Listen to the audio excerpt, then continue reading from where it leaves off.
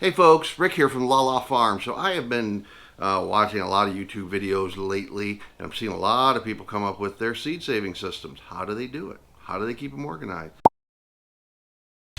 My system that I've used for probably the last 5 or 6 years, when I've wanted to put a garden in but haven't been able to find the time to do that, is just a box that I put them in there. See, it's a kind of the original Baker Creek box. I've used pill bottles in the past. You know, there's some of them in here. I'm kind of consolidating all the seeds.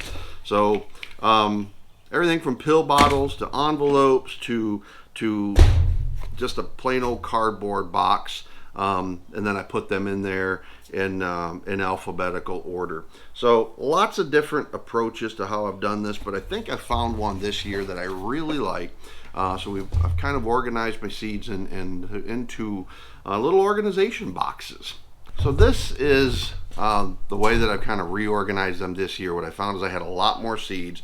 If you've been following us for the last several months, you know we're building a significantly upsizing any garden that I've ever had in the past. Like I said, I haven't had a garden for probably 4 or 5 years. Since we bought this property, I've just been working primarily on getting the livestock settled, primarily on getting the infrastructure built for that. So I frankly just have not had time for a garden. Told LaLa my commitment for 2021 is to finally get what's been in the works for several years back on track. I used to garden. I gardened basically since I was a kid consistently up until the last, I would say, 5 to 10 years. Work has just gotten in the way. But I've saved some seeds over time. I first bought seeds again 3-4 years ago. Pulled out all those seeds this year. Kind of tested them for germination, and many of them, most of them, are still good. But this is how I've got them organized. So I bought these on Amazon. It's nothing more than a box that's used to store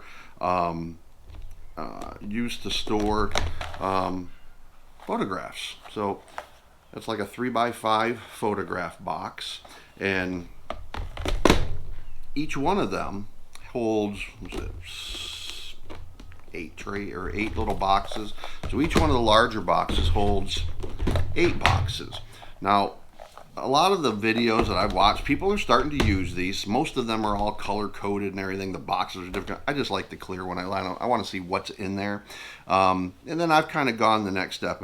If people have watched my videos over the last several months, you realize how I like to keep things as organized as I can. And I love my label maker. These things are so awesome. I use them all over my workshop, labeling my tools, labeling the drawers on the toolbox, little cubby holes where my tools sit, and I also use them for my seed storage. So here's an example. I'm just going to pull one out. So this box, these are in these boxes in alphabetical order, and I have 2 boxes, starting with asparagus and ending with tomatoes. So let me just pull one out. Let me pull, I'll get the tomatoes. I got a bunch of different tomatoes. So here's the tomatoes. And these are already been started. Went out, checked them this morning, and they're sprouted. Looks like I'm gonna have a fairly good germination rate from my tomatoes. So in this little box, it's got a little snap lid on it. These are not meant to be used every single day, and you're not generally using your seeds every single day. You're using them a couple times a year. So these should last pretty well for that. So in this box, I've got my tomatoes. Now all the tomatoes that I have from this bunch are already all in their starting trays. So these are Baker Creek seeds, and you've got basically the title of each seed on the package. But then as some of them I've got multiples of. So what I do is I label the box, tomato, and then on the outside of the box, I've got all of the varieties of tomatoes that are in there. So once I use all those seeds, then I will just take that off. And I'm going to show you what I'm doing with that today, because I've got another tomato seed that I got in a recent order, and that's also going to go onto this box. You ever notice when you go on to buy seeds, it doesn't matter whether you're going to Walmart or you are ordering on, we get some from Southern Seed Exchange, we also buy some from Baker Creek. but I also got some from Walmart. I was up there looking for a pH test kit, and I saw, this is like point of sale advertising at its finest. My favorite bean, pea, whatever you want to call it, are black-eyed peas. So I went there and I picked up the black-eyed peas, but in the process of looking at the black-eyed peas, I also got me some cantaloupe and some peaches and cream corn. So those are from Walmart. Well, I already had an order in for more corn. This is Dakota Ivory corn, Atomic Orange corn, and these were the free seeds that I got for this order from Baker Creek, a white Tamisol. So I'm going to start those this weekend, and hopefully put those in with the other tomatoes I've already got. They're already sprouted. So I went on to order one specific seed, and those were these birdhouse gourds. So if I was kind of inspired for these by Kinfolk Farm of Georgia. Shane up there has, did a video pretty recently in the last few weeks about, his gourds that he planted last year and put them up kind of in a little net configuration in one of his sheds, let them dry out for the year, and then had his grandkids paint them. So if you've been following this garden structure that I'm building, it's 40 by 60, so it's fairly large, lots of raised beds, but one of that is to kind of build a really pretty, nice, accommodating farm garden that'll be enjoyable not only to walk through but to work in. I think how things appear makes a difference. It makes you take a little bit more pride in what you're doing. And so a lot of the stuff that I do, I really, in addition to just building it for function, I try to make it look nice. So I ordered these gourd seeds. But while I was there, I also ordered more corn. I don't need more corn. I got lots of corn, and I got these ones for free. So I got lots more seeds that I've still got to kind of put into place. So let me show you what I do. So I've got this tomato seed. This is a new variety that I don't have, not listed on my box. So obviously when I'm working on this, I can just pull this box out. When I'm looking at my initial spring seed orders, I can pull the box out and tell everything that I've already got in here. So I grab my handy dandy label maker, and then I just type whatever that is. So you can see I've been hard at work, so it's already set to my last one.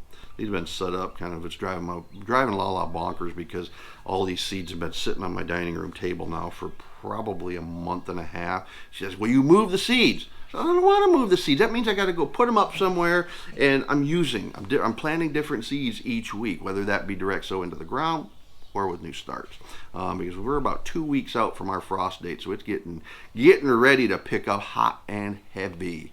So I'm excited. So these are the white Tamisol. I'm not sure how you spell that. Tomesol. For those that are tomato variety experts, tell me how badly I mispronounced that. So we're gonna put in here white Tamisol.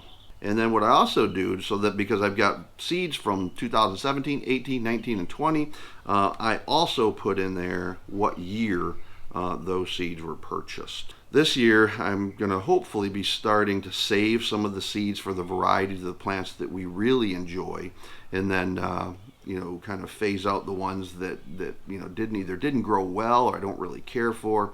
So we've typed that in, and I'm just going to hit the print key, press that little trigger doodad there, take my little box, and again, this is my box that's just got tomato seeds in there, and I've got a determinate box and an indeterminate box. So this is another indeterminate variety. The only determinate variety that I've got is Aroma. So there's only one seed pack in that box. So there you go.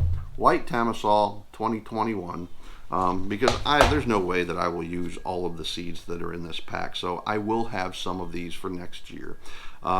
If I like them, then I will probably plant some more next year. I love green tomatoes, so if they're anything like a kind of a firm green tomato that fries up really well, I'll probably like these. I probably like green and yellow tomatoes better than I do reds.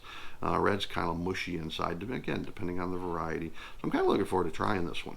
Put them back in the box, seal the box, and then it slides right back into the big box under the tomato category.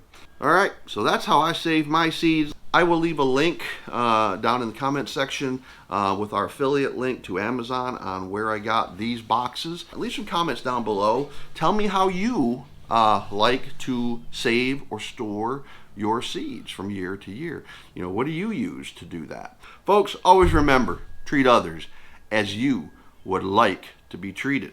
Happy seed organizing, folks. Be well. Bye-bye.